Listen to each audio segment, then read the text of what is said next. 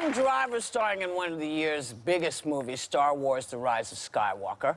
But he got up and left an interview with an NPR interviewer because he doesn't like watching himself on the screen. He doesn't want to see the scene where he sings in another movie he's in starring a doggone called Marriage Story. Right. You know. And people seem to be surprised by that. He sings a song in the middle of a marriage. Right, but he doesn't want to watch it. He doesn't want to watch it, and he doesn't want to hear it. And they said to him, "We won't do it," or something. Or he said, "Don't do it," and they did it. So he got up and walked out. Yeah. So wrong to walk out, don't you think, Whoopi? Oh yes, it's a horrifying thing. We don't have the clip. You don't have the clip. It would have been good. We've done that. But Whoopi and I famously walked out on Bill O'Reilly one year. Well, you know what? You think that you're the only one that's hard on yourself. Because we're our own worst critics, and you could be one of the most famous, talented people in this world, and you still are your own worst critic. I feel for him. I don't think he was, I don't know exactly what happened, but my sense is he wasn't trying to be rude. Maybe he really does have a hard time watching himself. Listen, and they don't said do before, it. If the guy says don't do it, don't do it. He doesn't like watching himself. He actually said, someone asked him, does it throw you off to hear yourself? And he says, yes. He says he watches himself, and then he always hates it, and then he wishes he could change it, but he can't. And then he has a tendency to try to change it and go over it, and it affects the way he performs. I hate watching myself. I'm always told, you should watch this, you should watch that. I know with my ID show, I started watching myself, and then I wanted to edit all this stuff, and I started having meetings with people, and it was a freaking complete nightmare. I think you have to respect that if you are a type A personality, that it can be really difficult for everyone involved. Even if you're not a type A personality, I don't want to watch. I've made 50 movies I don't want to watch. You don't watch them, right? And also, the other thing is, I was there, I did it already. I know what I did. So, like, watching it is like watching a rerun.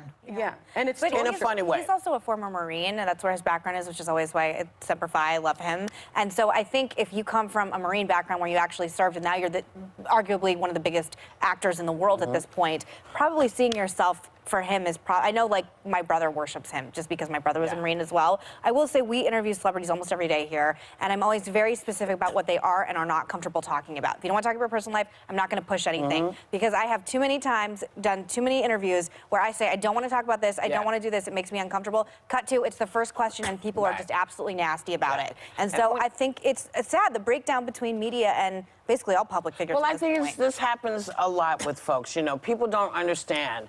You're seeing a movie. I live the movie.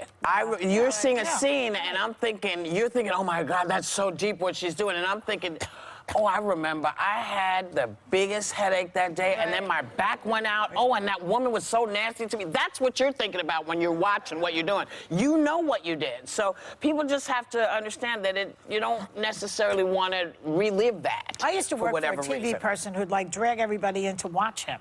Say, look what I did here. Oh, Who's no. That? Oh, yeah. What a weirdo. Well, it's that like... takes a special person. I always say, Was it Trump, Joy? No.